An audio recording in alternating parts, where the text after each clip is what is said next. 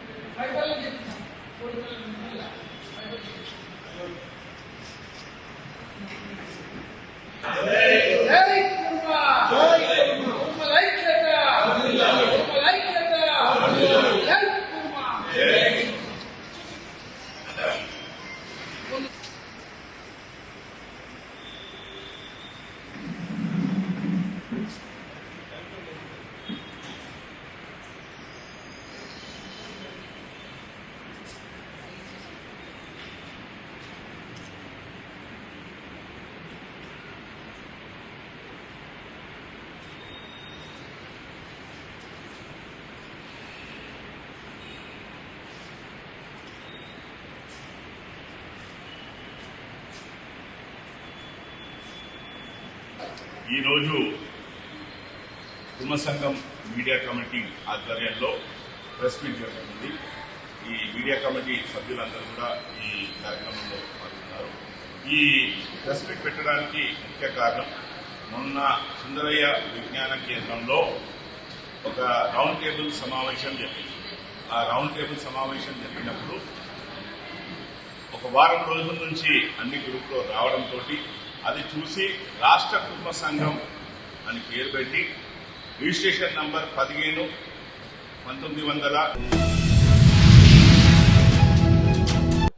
ఎల్లారెడ్డి నియోజకవర్గం గాంధారి మండలం గురజాల్ గ్రామంలో ఈ రోజు ప్రాథమిక వ్యవసాయ సహకార సంఘం ఆధ్వర్యంలో 13 లక్షల రూపాయల నిధులతో నిర్మించనున్న 150 మెట్రిక్ టన్నుల సామర్థ్యం గల గోదాం నిర్మాణానికి స్థానిక ఎమ్మెల్యే శ్రీ మదన్ మోహన్ గారు శంకుస్థాపన చేశారు. ఈ సందర్భంగా ఎమ్మెల్యే మదన్ మోహన్ గారు మాట్లాడుతూ, రైతుల అవసరాలను దృష్టిలో ఉంచుకొని గోదాముల నిర్మాణానికి ప్రాధాన్యం ఇస్తున్నాం. ఈ గోదాం గ్రామ స్థాయిలో అనేక మంది రైతులకు ప్రయోజనకరంగా ఉంటుందని తెలిపారు. పద్మనాభ నాయుడు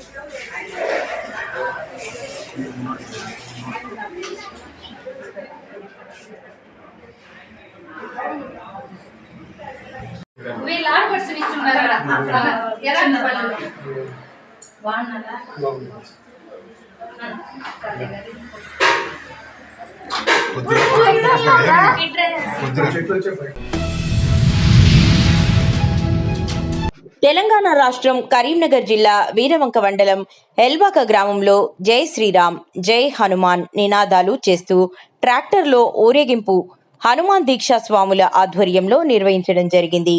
గ్రామ ప్రజలు, భక్త సోదరులు హారతులతో స్వాగతం పలుకుతూ ఇటు కార్యక్రమాన్ని విజయవంతం చేశారు. సాయంత్రం నుండి టెంకాయలు కొడుతూ కుటుంబ సమేతంగా మొక్కులు చెల్లించుకుని తీర్థ ప్రసాదాలు స్వీకరించారు. అనంతరం ఆలయ ప్రాంగణం చుట్టూ భక్తులు ప్రదక్షిణ చేస్తూ అర్చనాది కార్యక్రమాలను పల్లి రవి యాదవ్, మాడా శ్రీనివాస్ రెడ్డి, పోలు రాజు తదితరులు నిర్వహించారు.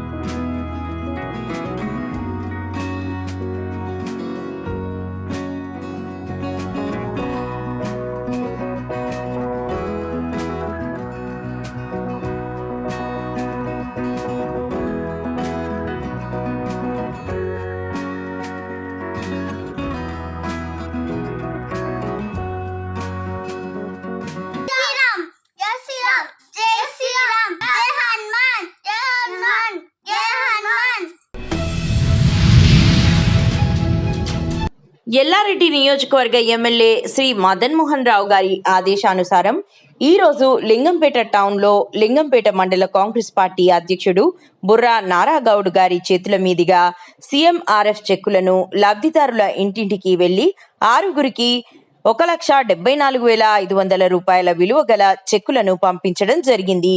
ఈ కార్యక్రమంలో లింగంపేట టౌన్ అధ్యక్షులు ప్రసాద్ గౌడ్, లింగంపేట మండలం సోషల్ మీడియా కోఆర్డినేటర్ నగేష్, మండల నాయకులు రాజు, కిరణ్, అశోక్, లక్ష్మీనారాయణ తదితరులు పాల్గొన్నారు. వర్గం మన ఎమ్మెల్యే మదనన్న గారి నాయకత్వంలో మనకు హాస్పిటల్ ఖర్చులకు సీఎంఆర్ రిలీఫ్ ఫండ్ పెట్టాను. దానికి మనకు 3-4 నెలల్లో చెక్కు మనకి ఇచ్చారు. మరి ఆయన కృతజ్ఞతలు తెలుపుతున్నాము. జై మదనన్న గారి నాయకత్వం వర్తిల్లాలి. జై మదనన్న, జై మదనన్న. మదన నాయకత్వం వర్ధిల్లాలి. మదన నాయకత్వం వర్ధిల్లాలి. కాంగ్రెస్ ప్రభుత్వం తొందరగా చెక్ వచ్చినందుకు ఎమ్మెల్యే సార్కు ధన్యవాదాలు. మదనన్న నాయకత్వం వర్ధిల్లాలి. మదనన్న నాయకత్వం వర్ధిల్లాలి. కాంగ్రెస్ పార్టీ జిందాబాద్. ఖమ్మం జిల్లా ఎర్రుపాలెం మండలంలోని 50 పడకల ఆసుపత్రి శంకుస్థాపన కార్యక్రమంలో పాల్గొన్న deputy CM Mallu Bhatti Vikramarka, Madhira market committee chairman Bandaru Narasimharao మరియు ఎర్రిపాలెం మండలం కాంగ్రెస్ నాయకులు మరియు కార్యకర్తలు పాల్గొన్నారు. ఈ యొక్క కార్యక్రమంలో మన జిల్లా కలెక్టర్ గారు అయినటువంటి ముదుముల్ గారిని కూడా వేదికపైకి రావాల్సిందిగా విజ్ఞప్తి చేస్తా ఉన్నాం. అదేవిధంగా అడిషనల్ కలెక్టర్ గారు అయినటువంటి పి శ్రీజ గారిని కూడా వేదికను అలంకరించవలసిందిగా విజ్ఞప్తి చేస్తా ఉన్నాం. అదేవిధంగా కె రాజశేఖర్ గారు, సూపరింటెండెంట్ ఇంజనీర్, తెలంగాణ వైద్య విజ్ఞాన పరిషత్తు వారిని కూడా ఈ వేదికపైకి రావాల్సిందిగా విజ్ఞప్తి చేస్తా ఉన్నాం. అదేవిధంగా బి కళావతి బాయ్ గారు, డిఎంహెచ్ఓ గారు, జిల్లా డిఎంహెచ్ఓ గారు వారిని కూడా వేదికపైకి రావాల్సిందిగా విజ్ఞప్తి చేస్తా ఉన్నాం. అదేవిధంగా పి విద్యాసాగర్ గారు, డిప్యూటీ గారు, వారి టీజీఎంఎస్ఐడి డివిజన్ ఖమ్మం వారిని కూడా వేదికపైకి రావాల్సిందిగా విజ్ఞప్తి చేస్తా ఉన్నాం. అదేవిధంగా ఆర్టీఓ గారు నరసింహారావు గారిని కూడా ఈ యొక్క వేదికపైకి రావాల్సిందిగా విజ్ఞప్తి చేస్తా ఉన్నాం.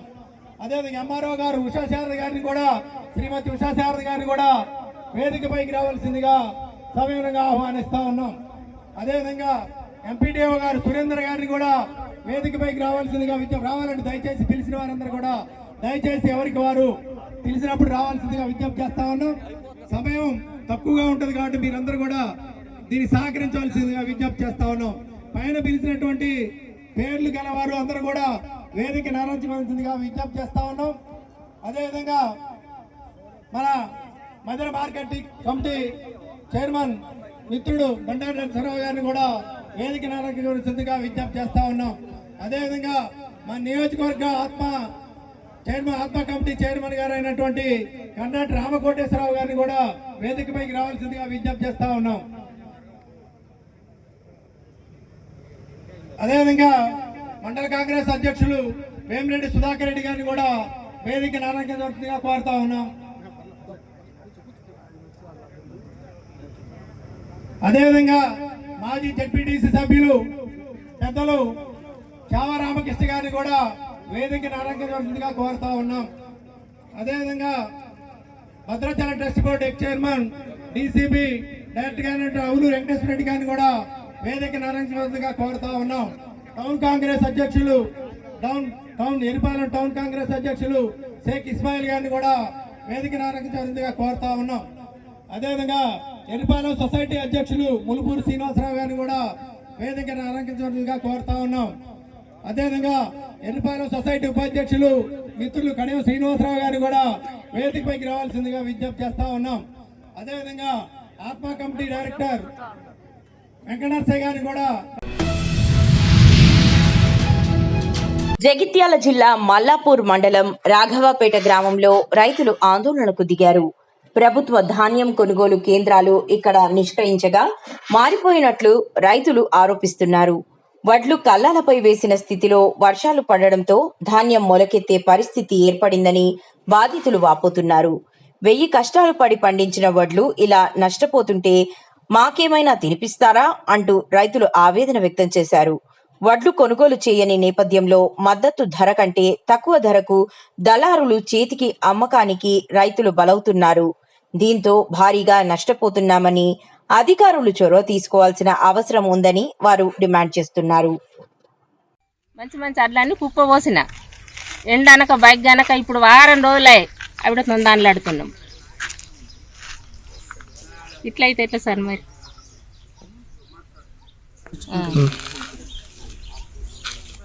పట్టించుకుంటలేరు సార్. ఇక అలా చుట్టూ తిరిగినా పట్టించుకుంటలేరు.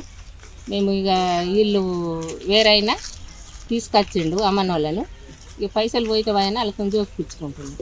ఇదింటే ప్రాబ్లం. సార్ మాది రావపేట మల్లాపూర్ మండల్. సార్ అడ్లు పోసి 28 రోజులు అవుతుంది. ఈ బీటీ వాళ్ళు జోక్తామంటే తక్కువ లేబర్ను తెచ్చిండు, ఇంకా పోతలేవు, సంచులు ఇస్తలేరు. నిన్న సంచులని వేరూరు పోయి తెచ్చుకొని ప్రైవేట్ వాళ్ళతో జోకించుకుంటున్నాం. ప్రైవేట్ అమ్మాలితో మాకు గవర్నమెంట్ అమ్మాలి ఉంటే తక్కువ వాడు, వీళ్ళు ఏబట్టి మాకు అదనంగా ఒక క్వింటల్కి 10 రూపాయలు పోతున్నాయి. ఎక్స్ట్రా 40 రూపాయలు ఉంటాయి, 50 రూపాయలు పోతున్నాయి ఇప్పుడు క్వింటల్కి. బాగా నష్టపోతున్నాం సార్. జోకేది సీరియల్ నెంబర్ ఉంటుంది. సీరియల్ నెంబర్ కాకుండా వేరే వాళ్ళు ఎవరికి సంచులు ఉంటే వారే జోకించుకుంటుంది. సీరియల్ అనేది తప్పింది.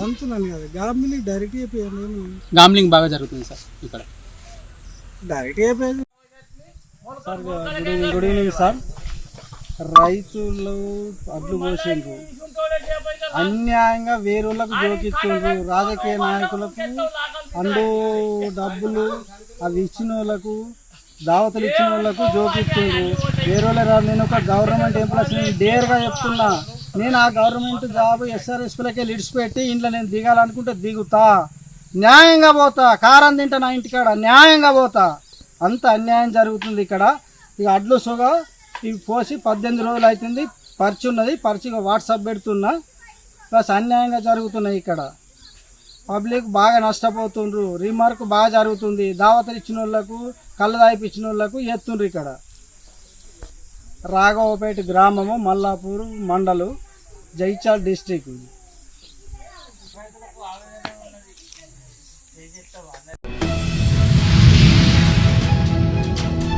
మంచిర్యాల జిల్లా బెల్లంపల్లి మండలం కన్నాల జాతీయ రహదారిని ఆనుకొని ఉన్న జర్నలిస్ట్ కాలనీ స్థలంలో కొద్ది రోజుల క్రితం గుర్తు తెలియని వ్యక్తులు ప్లాంటింగ్ చేసి హద్దురాళ్లను ఏర్పాటు చేయడంతో రెవెన్యూ అధికారులు బుధవారం తొలగించారు.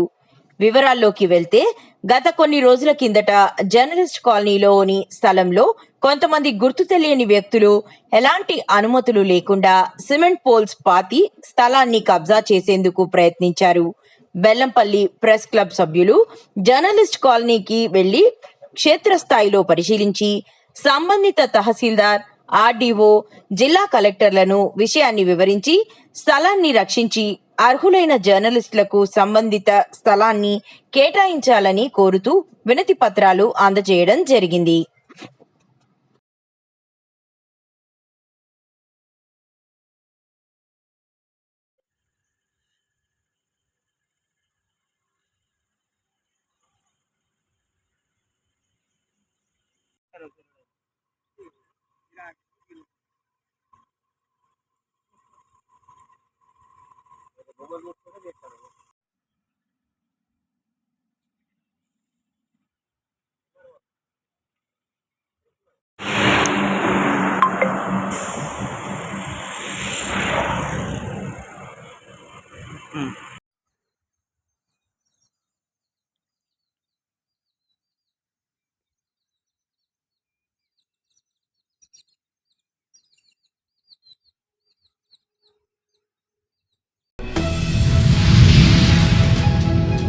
తెలంగాణ రాష్ట్ర కురుమ సంఘంపై అసత్య ఆరోపణలు చేస్తే సహించేది లేదని సంఘం మీడియా కమిటీ హెచ్చరించింది. కొందరు అభివృద్ధిలో పాలు పంచుకొని వ్యక్తులు అసత్య ఆరోపణలు చేస్తూ సంఘ ప్రతిష్టను దిగజారుస్తున్నారని విమర్శించారు. త్వరలో లీగల్ సెల్ ఏర్పాటు చేసి చట్టపరమైన చర్యలు తీసుకుంటామని తెలిపారు. సంఘ ఎన్నికలు పూర్తిగా పారదర్శకంగా నిర్వహిస్తామని, సభ్యత్వం ఉన్నవారికెవరికైనా పోటీ చేయవచ్చునని చెప్పారు. సోషల్ మీడియాలో అసభ్యకర పోస్టులపై చట్టపరమైన చర్యలు తప్పవని చీరా శ్రీకాంత్, కొలుపుల నరసింహులు పేర్కొన్నారు.